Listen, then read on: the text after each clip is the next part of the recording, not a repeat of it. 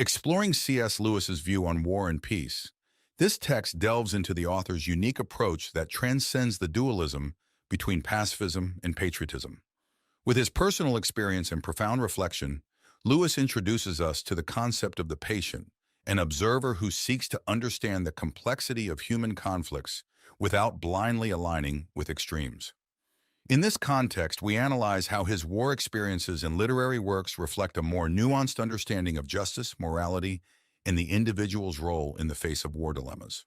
Through specific examples from his life and texts, the aim is to illustrate how Lewis's vision can offer relevant insights into the contemporary debate on the role of war and peace in society. C.S. Lewis on War and Peace. Neither patriot nor pacifist, but patient.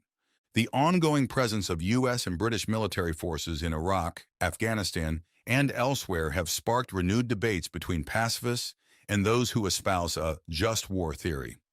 In Christian circles, where an apt quotation by C.S. Lewis lends a great deal of authority to one's opinion, it should not be surprising to hear Lewis cited by both sides on this issue.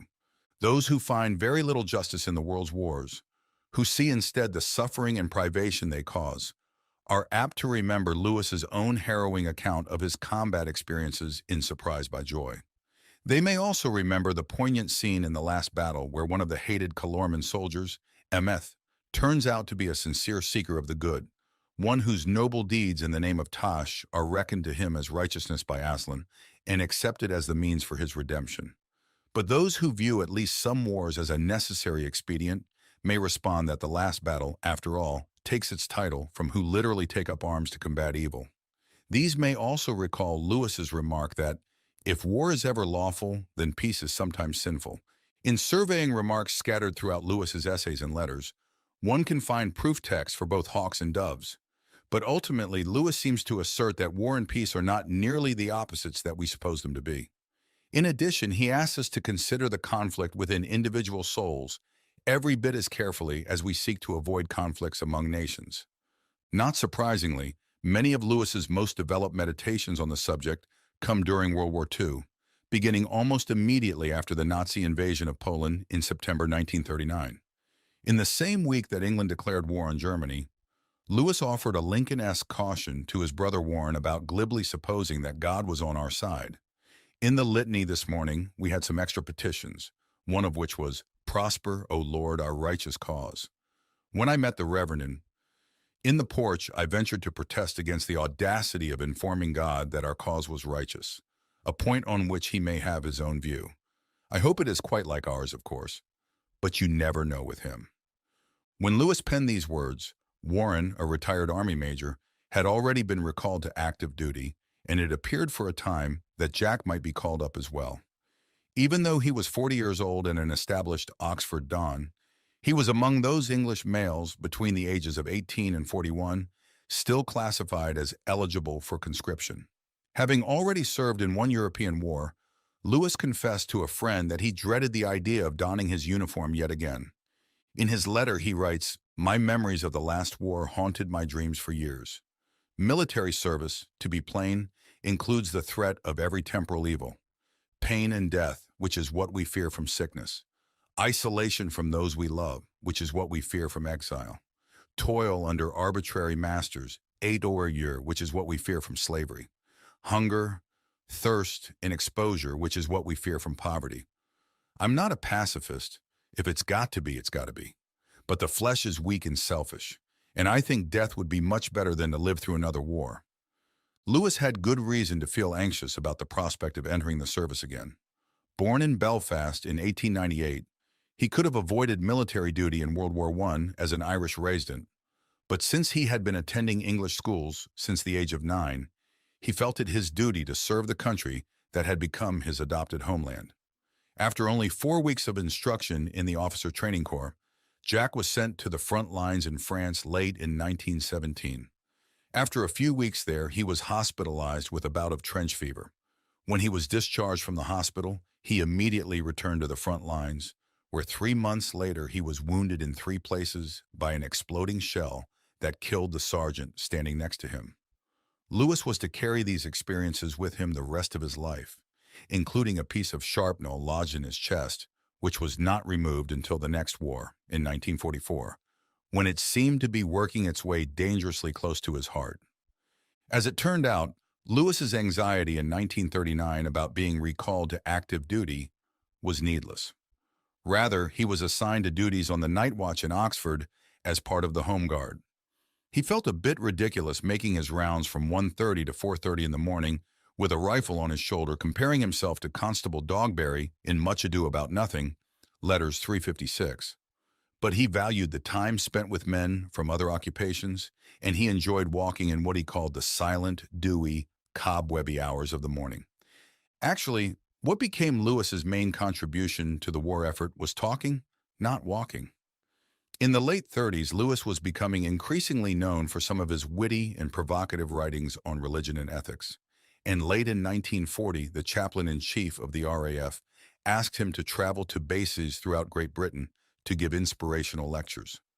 At first, it was assumed that these lectures would be required of pilots and their crews, but Lewis objected to what he called regimented religion, which he thought would only harden people's hearts against what he might have to say.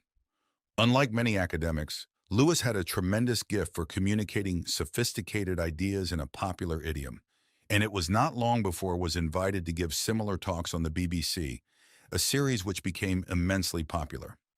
Several witnesses have reported that during the war, even in London, pubs crowded with soldiers. Once the sounds of crisply enunciated words started coming across the wireless in Lewis's bass voice with just a hint of Irish brogue, the place would fall silent.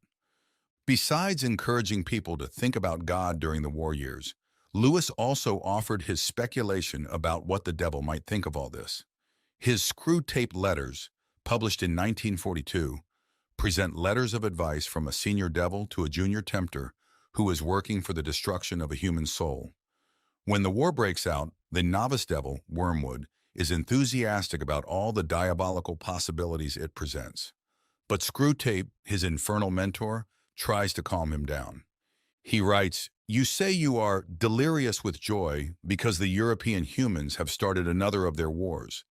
For the first time in your career, you have tasted that wine which is the reward of all our labors, the anguish and bewilderment of a human soul, and it has gone to your head.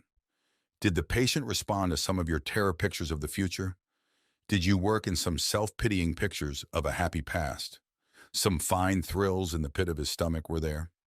You played your violin prettily, did you? Well, that's all very well, Wormwood. But remember, duty comes before pleasure. Let us think, therefore, how to use rather than how to enjoy this European war."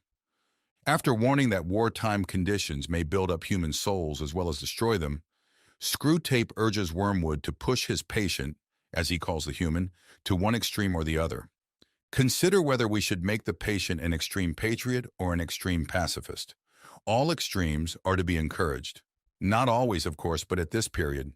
Some ages are lukewarm and complacent, and then it is our business to soothe them fast asleep.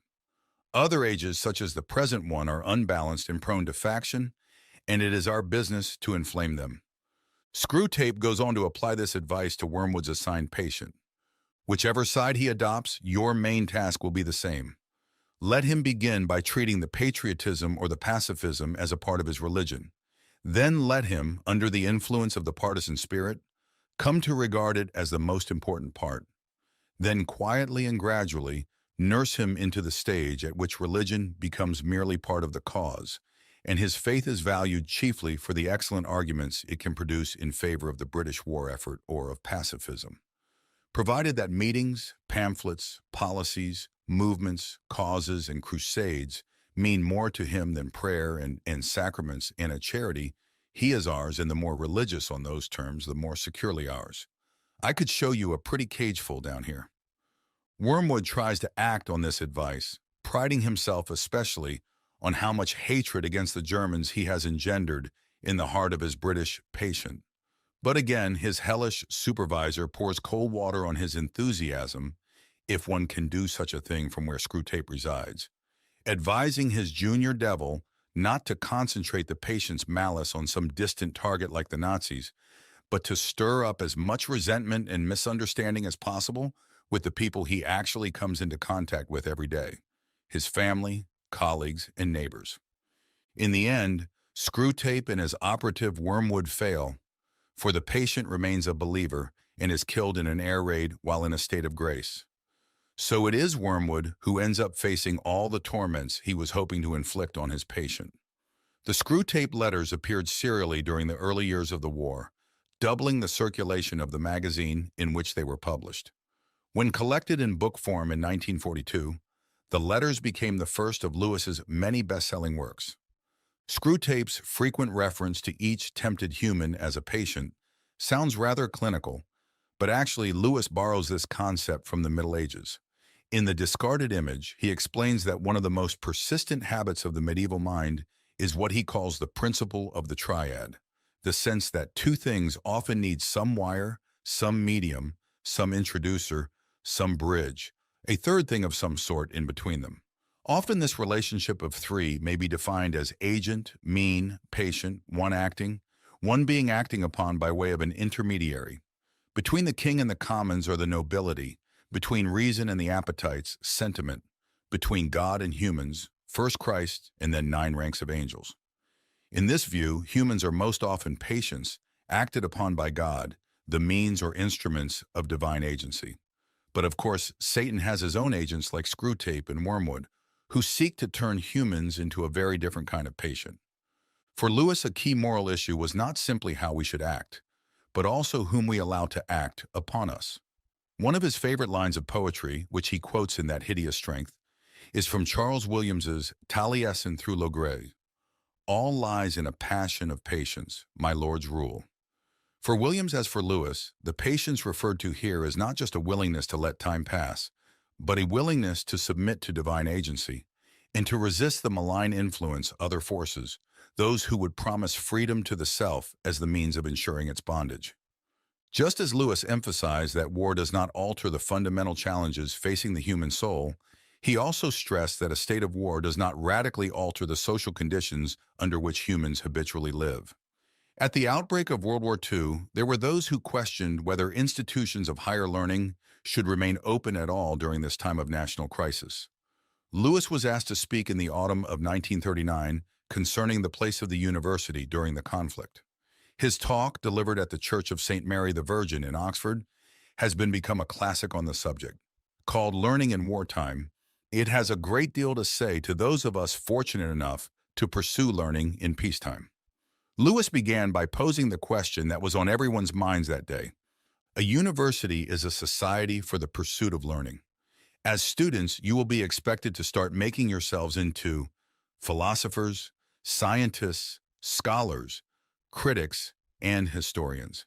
And at first sight, this seems to be an odd thing to do during a great war. What is the use of beginning a task which we have so little chance of finishing? Or even if we ourselves happen not to be interrupted by death or military service, why should we, indeed, how can we, continue to take an interest in these placid occupations when the lives of our friends and the liberties of Europe are in the balance? Is it not like fiddling while Rome burns? Lewis explained first to his church audience that a similar question of priorities had already confronted them. I spoke just now of fiddling while Rome burns. But to a Christian, the true tragedy of Nero is not that he fiddled while the city was on fire, but that he fiddled on the brink of hell. If humans are, as Christians believe, advancing every moment to either heaven or hell, how can they spend any fraction of their time on comparative trivialities such as literature or art, mathematics or biology? Lewis pointed out to his listeners that if they had already found justification to pursue their studies with such momentous questions hanging over them, then they had already gone a long way in validating the scholarly enterprise. If human culture can stand up to that, he noted, it can stand up to anything. Lewis went on to say that their present circumstances did not create such a novel predicament as they might assume. The war creates no absolutely new situation. It simply aggravates the permanent human situation so that we can no longer ignore it. Human life has always been lived on the edge of a precipice. Human culture has always had to exist under the shadow of something infinitely more important than itself. If men had postponed the search for knowledge and beauty until they were secure, the search would have never begun. We are mistaken when we compare war to normal life. Life has never been normal. Even those periods we think most tranquil, like the 19th century, turn out on closer inspection to be full of crises, alarms, difficulties, emergencies. Plausible reasons have never been lacking for putting off all merely cultural activities until some imminent danger has been averted or some crying injustice put right. But humanity long ago chose to neglect those plausible reasons.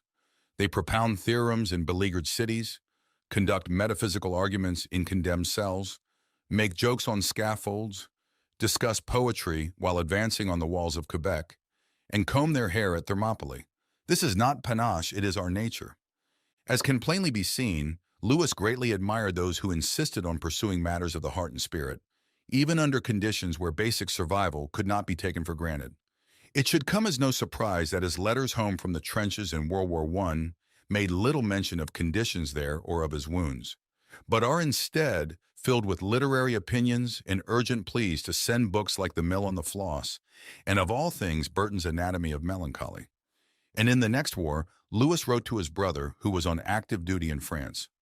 While waiting for the bus outside Magdalen, on college, I saw a sight I'll bet you've never seen. An undergraduate whom I know approaching with a live falcon on his wrist. It had a leather hood and was quite a gaily colored bird. Blessings on the man who, while waiting to be called up for a first-class European war, is exclusively intent on restoring the ancient art of hawking. Such an attitude did not appear to Lewis as frivolous or escapist. As he explained further in Learning in Wartime, I believe our cause to be, as human causes go, very righteous, and I therefore believe it to be a duty to participate in this war. Thus we have a duty to rescue a drowning man, and perhaps if we live on a dangerous coast, to learn life-saving so as to be ready for any drowning man when he turns up. It may be our duty to lose our own lives in saving him, but if anyone devoted himself to life-saving in the sense of giving it his total attention, so that he thought and spoke of nothing else, and demanded the cessation of all other human activities until everyone had learned to swim, he would be a monomaniac. The rescue of drowning men is then a duty worth dying for, but not worth living for. A man may have to die for his country, but no man must in any exclusive sense live for his country. He who surrenders himself without reservation to the claims of a nation, or a party, or a class is rendering unto Caesar that which of all things most emphatically belongs to God himself. Lewis continues by arguing that for some the learned life is itself a duty as sacred as that of saving lives. He recognized that in a war like the one they were fighting, the battle was not only against powerful armies, but against the powerful ideas that had helped mobilize those armies. He said that even in wartime, good philosophy must exist, if for no other reason, because bad philosophy needs to be answered. And he argued for history as well.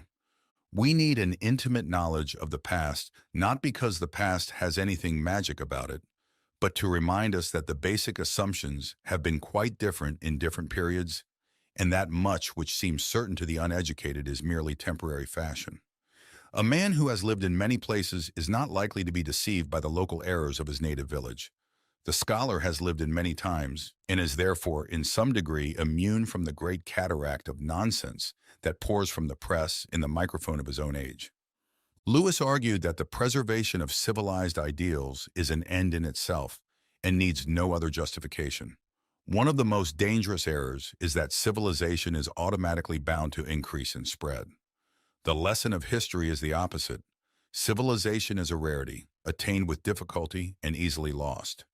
The normal state of humanity is barbarism, just as the normal surface of the planet is saltwater. Land looms large in our imagination and civilization in history books, only because sea and savagery are to us less interesting. Lewis defined civilization as the realization of the human idea, going on to explain that human life means to me the life of beings for whom the leisured activities of thought, art, literature, and conversation are the end, and the propagation of the species merely the means. That is why education seems to me so important. It actualizes the potentiality for leisure, for amateurishness, which is man's prerogative. Man is the only amateur animal. All others are professionals. They have no leisure, and they do not desire it. When the cow has finished eating, she chews the cud. When she has finished chewing, she sleeps.